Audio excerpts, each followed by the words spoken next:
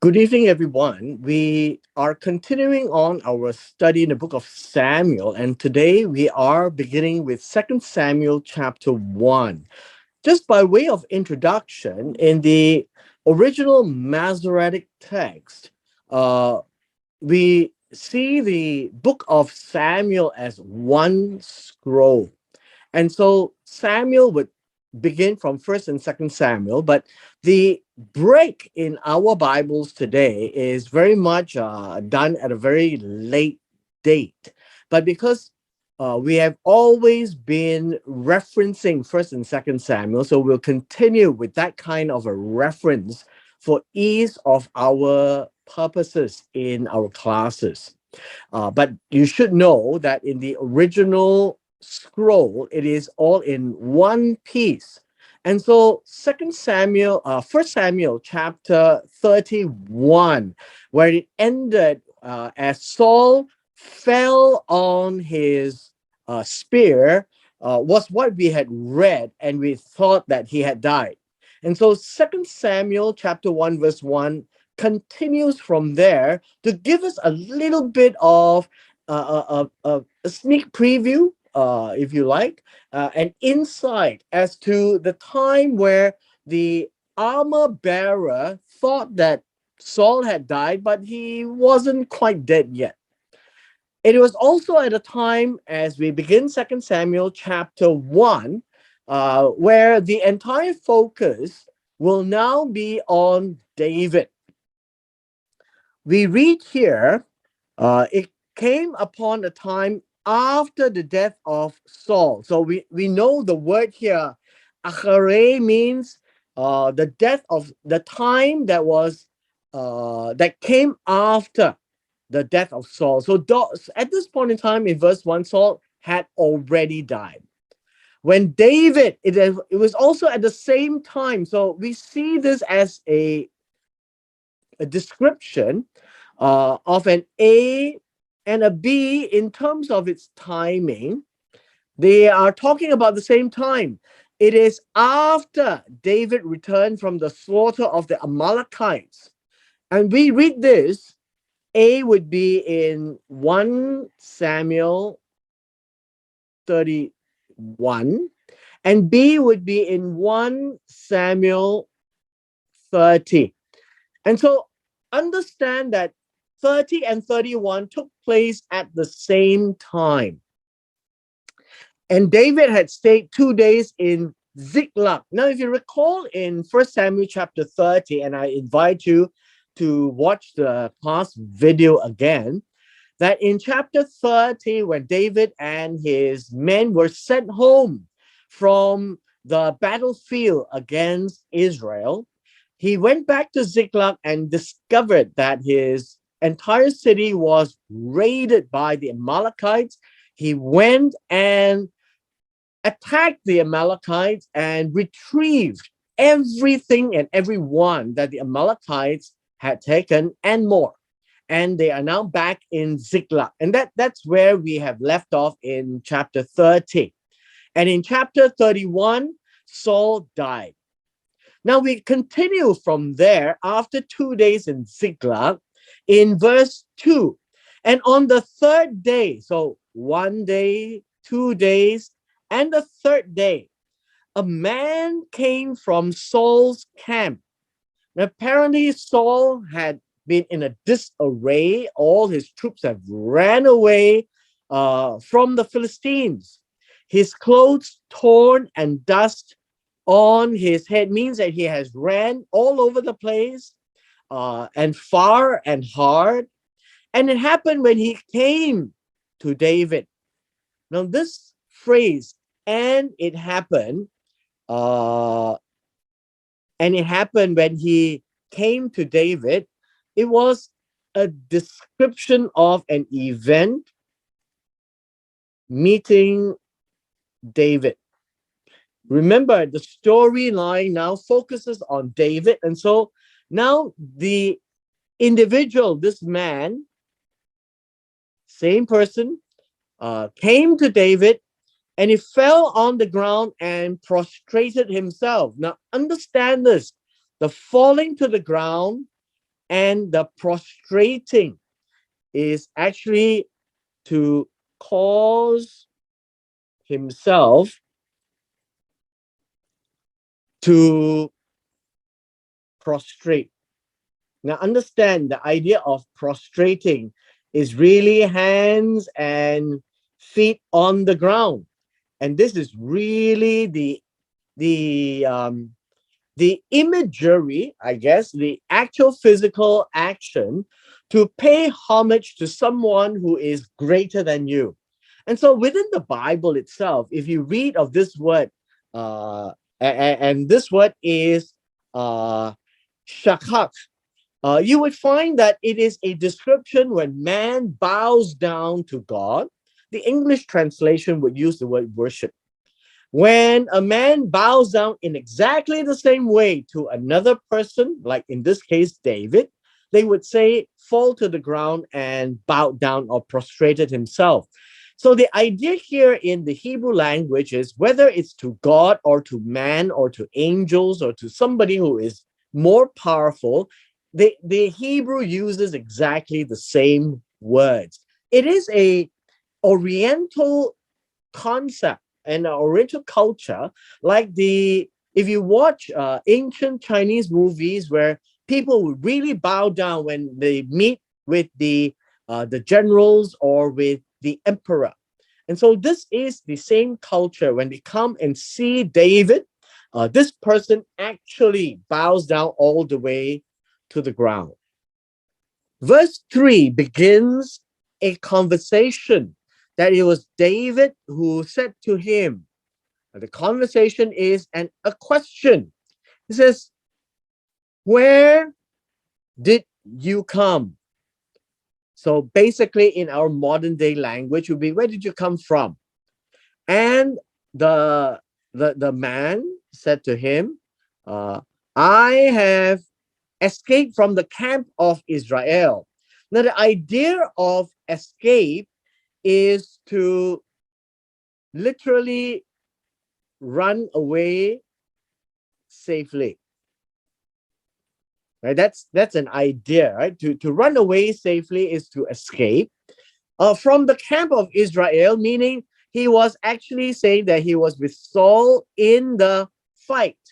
Now, remember in chapter 31 of First Samuel, the battle was in the valley of Jezreel, where is commonly known as the plains of Megiddo, and that was where the Amalekite, the Philistines, had routed the armies of Israel. And here David said to him, well, how was things? Meaning, what actually happened? Tell me the incident. Tell me the davar. Remember, the Hebrew word davar is multifaceted, the issues, the events, the happenings, right? Or the complaints, depending on the usage of the word, the messages, right? The message. And so in this case, tell me or report to me what happened. And so the man says, the people have fled.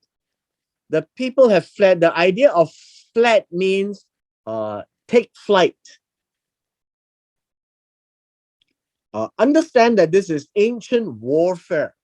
So the people have taken flight, and by talking about taking flight from the battle, it means that they are running away and they are on the losing end.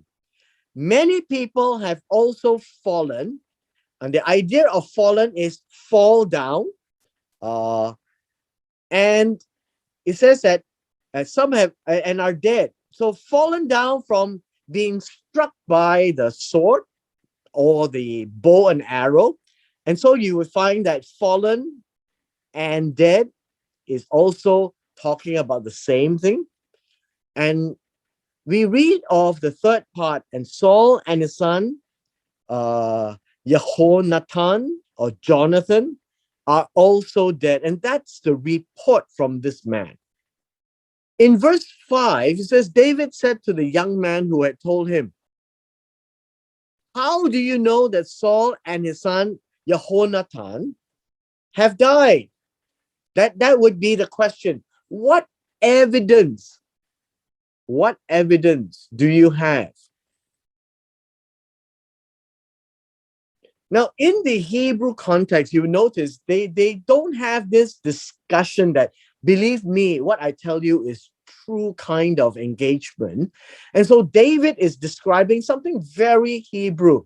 Show me, how do you know that Saul and Jonathan have died? And so he says, the young man who said all these things told him this. By chance. Now it says that by chance I happened to be on Mount Gilboa. It means that he had actually happened to be there. It was in the Hebrew, right? In the Hebrew, we would understand this as an accidental encounter. Meaning the young man wasn't following Saul, and he was just running about, and he happened to be on Mount Gilboa. And we read in 1 Samuel chapter 31 that as the war carried on and Israel had run away, Saul and his sons had run to Mount Gilboa, which is at the end of the valley of Megiddo. And look, Saul was leaning on his spear, and this was what we read. The idea of leaning on his spear, I think we can read it in, that would be in 1 Samuel chapter 31, verse 4 to 5. And so we read here was that Saul had asked the armor bearer to kill him, but the armor bearer wouldn't. Right? We read that the armor bearer wouldn't, and so Saul took a dagger or a sword, and he actually fell on it. And in verse 5, when the armor bearer saw that Saul was dead, or he looked dead, now that we read in verse 6 here, that he looked dead, the armor bearer also fell on his sword and he died.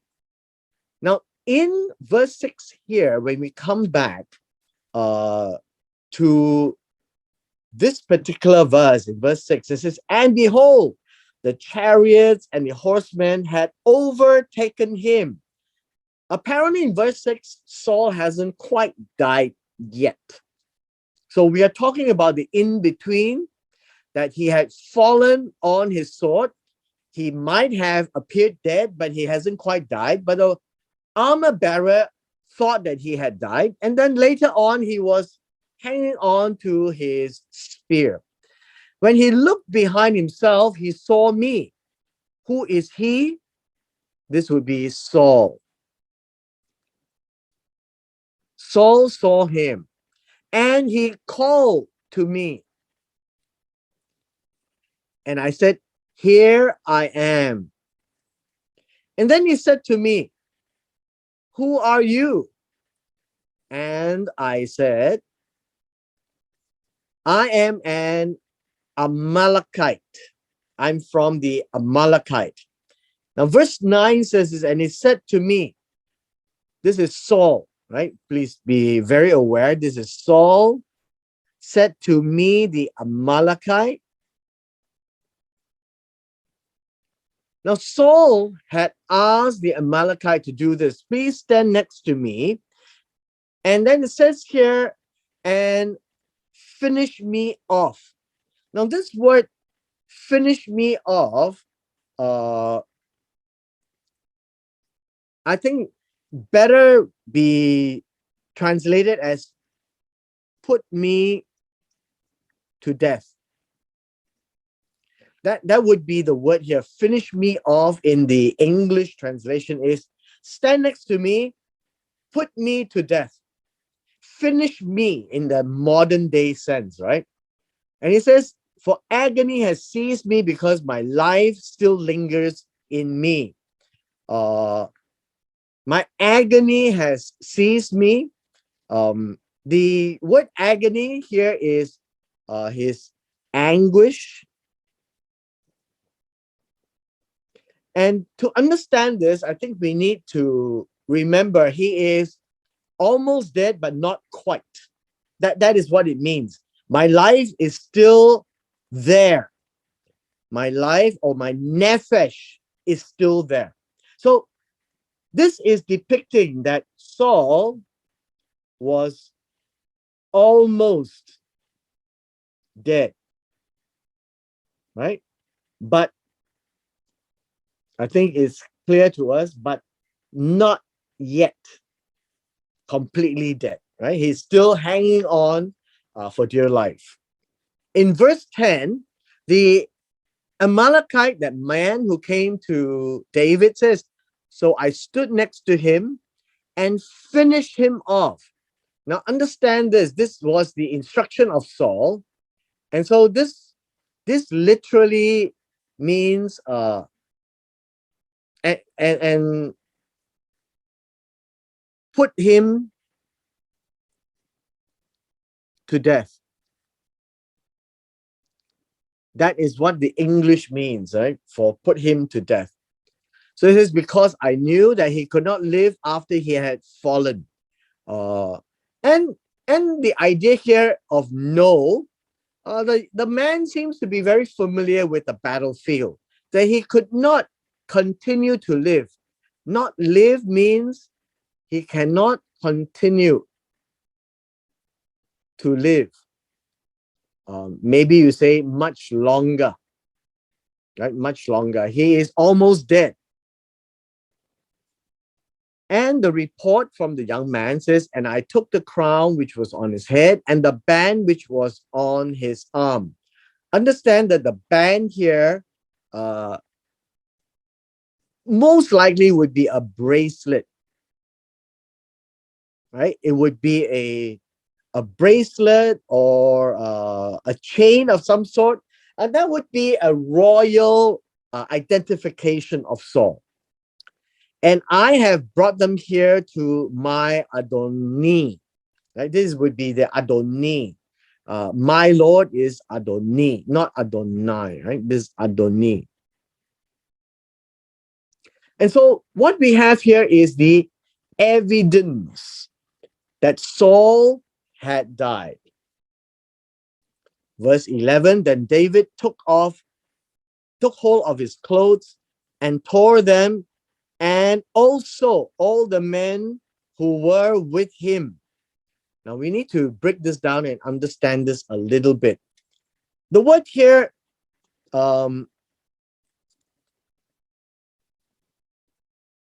took hold of his clothes, really is, how would you say?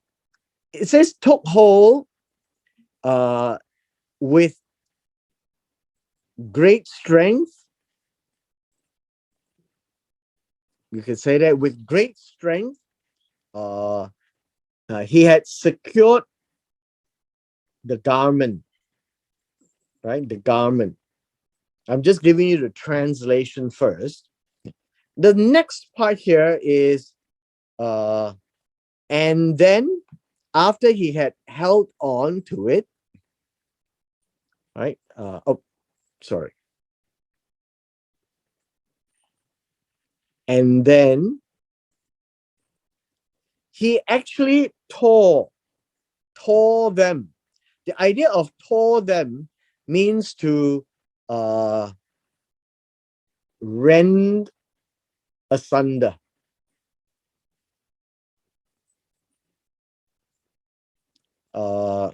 Tear apart. I think this would be a good word to use. Or tear into pieces. and so did all the men who were with him. Now, understand that this particular expression of action, right here, take hold of clothes and tear them into pieces, is a great act of, how should we say, anguish, sadness, I guess you could say frustration. This is a Hebrew expression when something is at a total loss, like the death of Saul in this case, when it has been evidenced, right? It has been evidence that Saul actually died. There was the crown and there was the bracelet. David immediately took hold of the clothes and tore it apart. And it has to be very strong to tear apart clothes. But it is an expression of anguish, of sadness, of frustration, of an immense proportion. And so did the men do the same.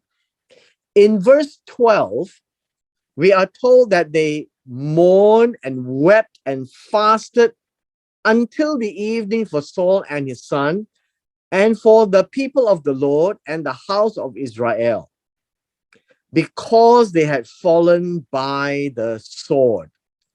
Now, I think we need to understand that there are two things that is mentioned here. First, to mourn and weep is an A and a B. The first word mourn is to wail, to lament, like the book of Lamentations. The second part here is to shed tears, right? Shed tears. And to weep, I would say this would be weep bitterly.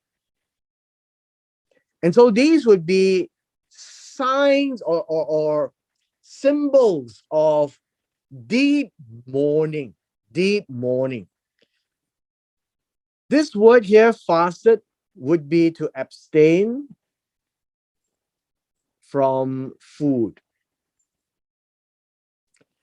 And this means that until the evening, and this morning is for Saul and his son, Jehonathan, Saul and Jonathan. And then this is also to talk about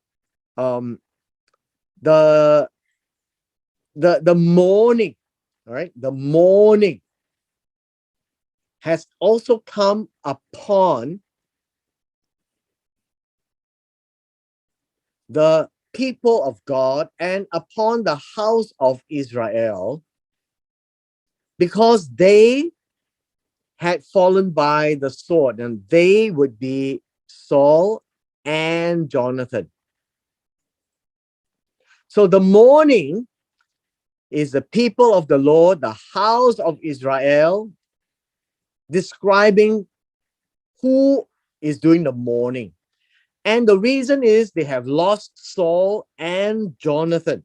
This is the brief description. I think it's brief because there's only one verse that tells us exactly what they do until the evening. But it was a deep mourning because they are now in Ziklag. They are not in Israel or Israel's territory. They are actually in the Philistines' territory. Verse 13. Then David said to the young man who informed him, "Question, Mr. Young Man, where are you from? Where did you come from?" And then he answered, "I am the son of a stranger and a Amalekite. I'm the man of a stranger." The word stranger here literally means a ger. Okay. And by this, it would be an inhabitant with the Israelites.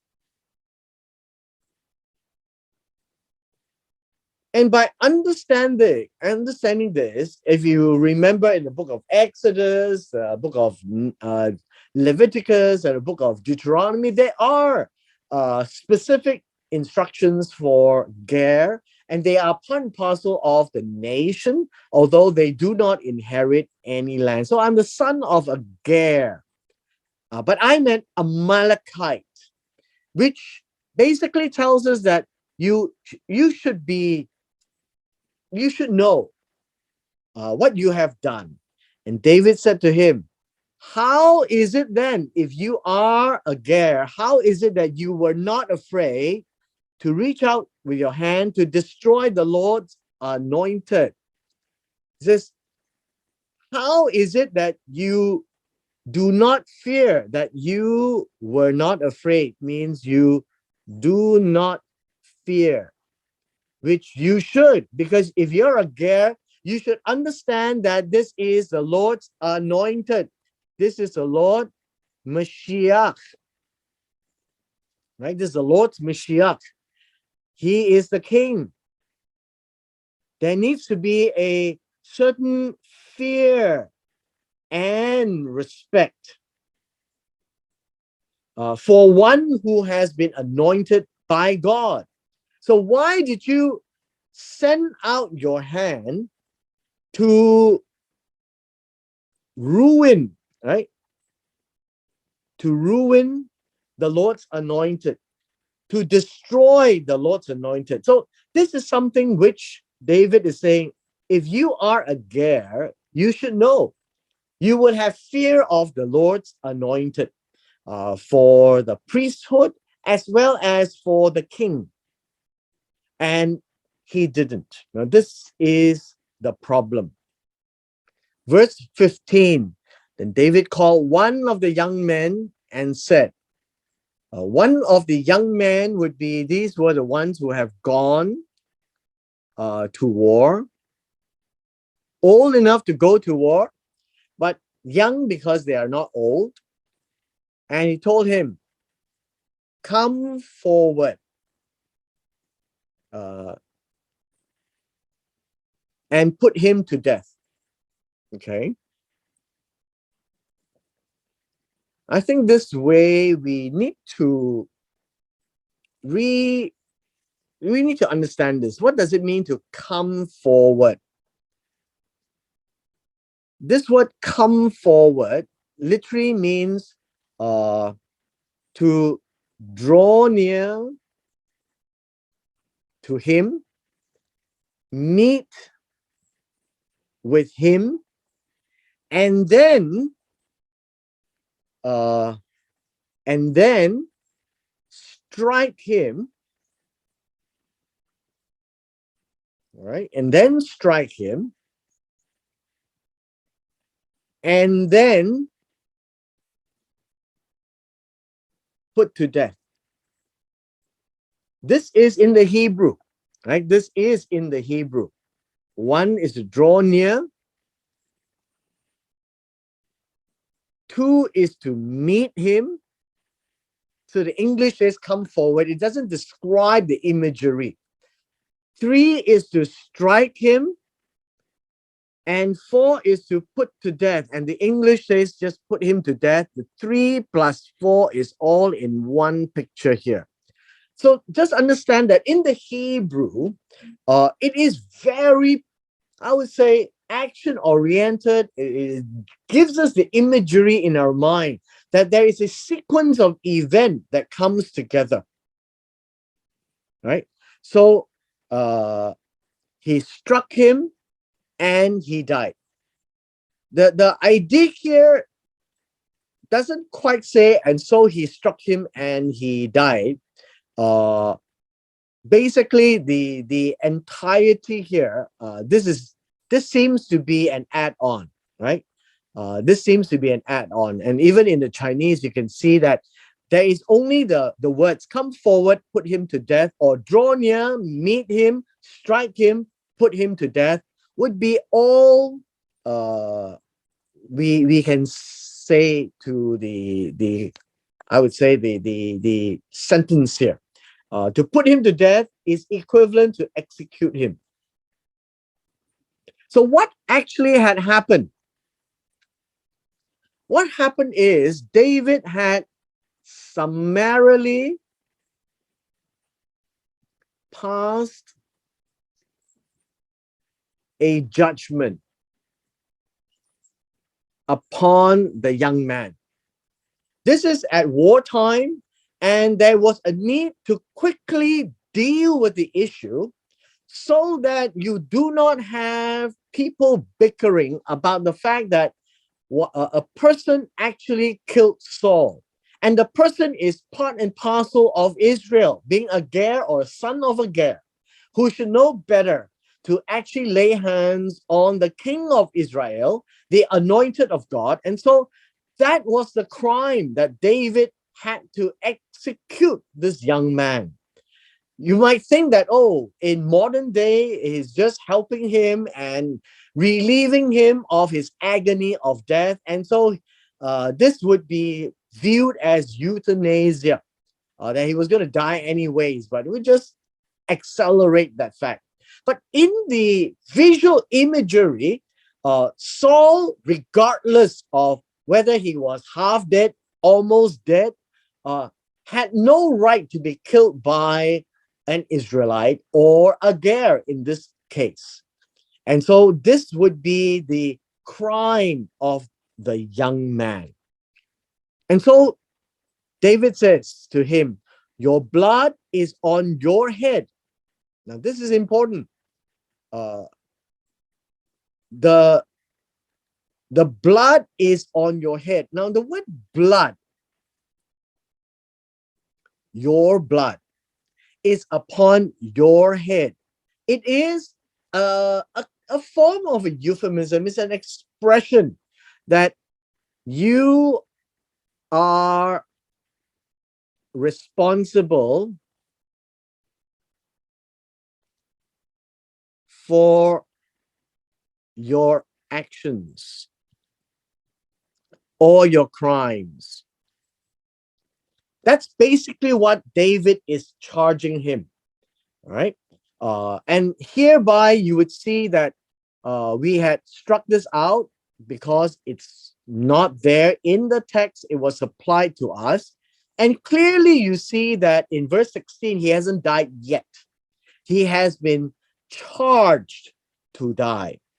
And he says, you have admitted from your own mouth, saying that I have put to death or put to end the Lord's anointed.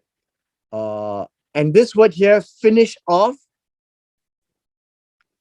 literally means to put to death. By his own confession, that the Lord's anointed was actually killed by him. And thereby his crime is to be executed for killing the Lord's anointed. You would see how serious it is in the mind of Israel and in the mind of David, that David had two opportunities to kill Saul and he refused to do that. And to prove to us that it is very sobering to realize that David would rather die by the hand of Saul than to kill Saul for chasing him down, and recognizing the fact that regardless whether he was good or bad, he is still anointed by God. Even though God had left him, Saul is still the anointed of God, because you cannot unanoint a person. And so Israel has to live with the fact that Saul is still God's anointed and must be treated as so, and must be feared and must be respected as so. And you do not take the life of God's anointed.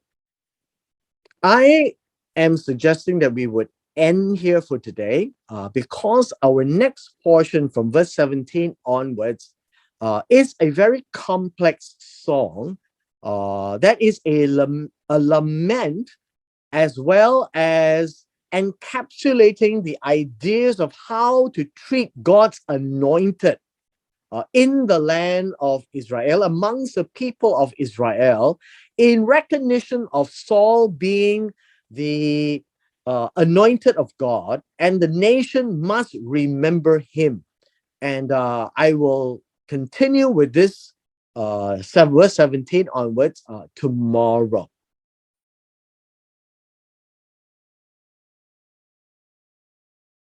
How would the young man be expected to know that that Saul is the anointed, since he is a stranger?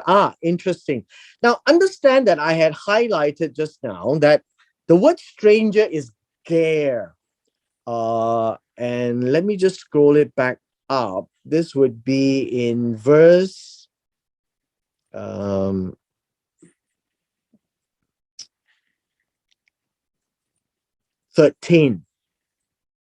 All right. In verse 13, this is one of the areas where it's important for us to actually see the Hebrew. So it says, I am the son of Agar. And this is Ben Ish Ger, right? Son of a stranger is Agar. Agar is a foreigner who inhabits the same land of Israel, but is subjected to the same laws of the land because they have agreed to be part and parcel of the protection of Israel.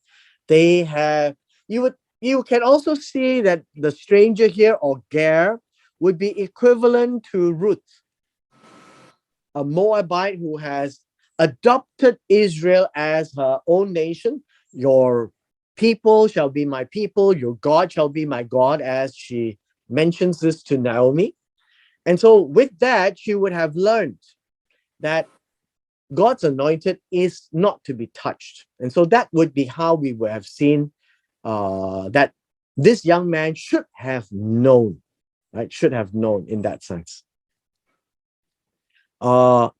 In First Samuel 31, verse 4, Saul took his sword and fell on it. Was it not Saul killed himself? Now, if you go back and read First Samuel chapter 31, verse 4, right? So he fell on his sword, and he was as if dead, because First Samuel 31, verse 5 says the armor bearer saw that Saul died. So it was visual, right? Saul must have closed his eyes and it was like dead. And so the armor bearer killed himself. Now, in this chapter 1 of 2 Samuel, and in verse 6, was describing that while Saul fell on his sword, he wasn't all the way dead. And after the armor bearer died, Saul was trying to hold himself up with his spear. And that was his agony. He was not quite dead yet. And so he asked this son of the Ger to kill him, and he did. That would be the view that we have seen in chapter 1.